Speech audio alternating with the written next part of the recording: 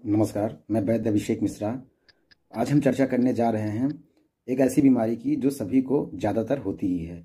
जी हाँ, हम बात कर रहे हैं रक्त अल्पता अर्थात खून की कमी की, जिसे नॉर्मल भाषा में एनीमिया भी कहा जाता है और आयुर्वेद में इसे पांडु रोग कहा गया है।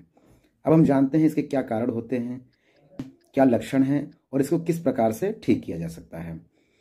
तो सबसे पहले इसके कारण की हम चर्चा करते हैं।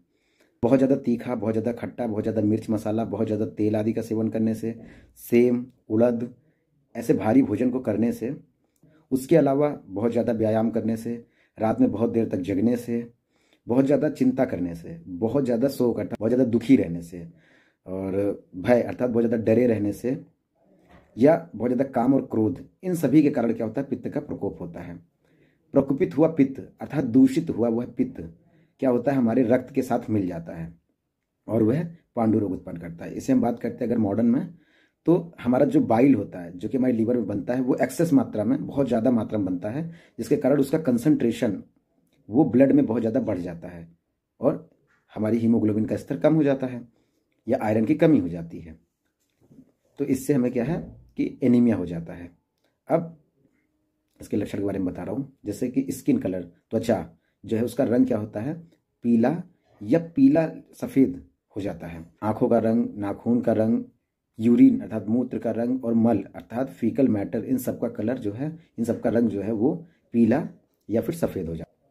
इसके अलावा भी कुछ लक्षण होते हैं, जैसे बहुत ज़्यादा थकान लगना, थोड़ा सा काम करने पर भी हृदय गति बढ़ जाना, हार्ट रेट का फास्ट हो जाना, अग्नि का मंद होने की वजह से भूख न लगना, अम्ल उद्गार आना अर्थात खट्टी खट्टी डकारे आना, ठंड लगना, बहुत ज़्यादा नींद आना और त्वचा का फटना, बुखार आना, आंखों के नीचे जो घेरे होते हैं, ये गड्ढे होते हैं, इनका काला पड़ जाना या इसमें गड्ढे पड़ जाना।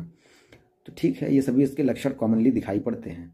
इसके अलावा कुछ विशेष लक्षण होते हैं। ज़्यादा खून की कमी हो जाने से पैरों में सूजन आने लगती है, एडिमा हो जाता है। इसकी चिकित्सा की, इसके कैसे मैनेज किया जा सकता है, तो अगर घर पे देखा जाए तो आप लोग अपने घर पे भी इसको मैनेज कर सकते हैं। आपको गुड़ लेना है और अजवाइन लेनी है। 10 ग्राम गुड़ और 10 ग्राम अजवाइन ले करके वह 20-20 मिलीग्राम की या 25-25 मिलीग्राम की उसकी गोलियां बनानी है और सुबह सुबह 2 गोली सादे पानी से ले सकते हैं। इसके अलावा कुछ और भी चीज़ें कर सकते हैं, जैसे कि अगर आपको काकमाची, जिसको आम भाषा में बोलते हैं, उसके पत्ते का रस ले सकते हैं, आप पालक का रस ले सकते हैं। इन सब चीज़ों से भी आयरन मिल जाती है। इसके अलावा आप मुनक्का है, आंवला है, इसका सेवन कर सकते हैं। अब बात करते हैं कि कौन कौन सी दवा ली जा सकती हैं, तो ये चिकित्सक की सलाह से ही ली जाती हैं। जैसे कि आयुर्वेद में बहुत अच्छी अच्छी दवाओं का वर्णन किया गया है। जैसे पहला आता है हमारा धात्री लौह। धात्री लौह जो होता है वो हमारी आयरन डिफिशियंसी, आयरन की कमी को दूर करता है। उसका सेवन कैसे करना है कि एक एक टैबलेट जो है वह सुबह शाम द्राक्षासव के साथ लेनी होती है। अगर बहुत ज़्यादा जलन होती है पेट में खाने के बाद या फिर वैसे ही, तो आप अभिपत्तिकर चूर्ण को रात में दूध से ले सकते हैं। 3 ग्राम अभिपत्तिकर चूर्ण दूध के साथ ले सकते हैं।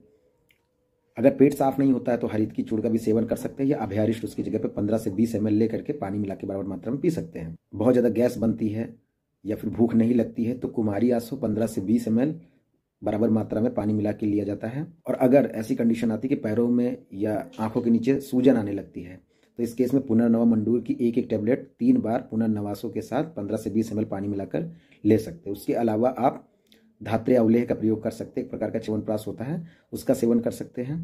धन्यवाद।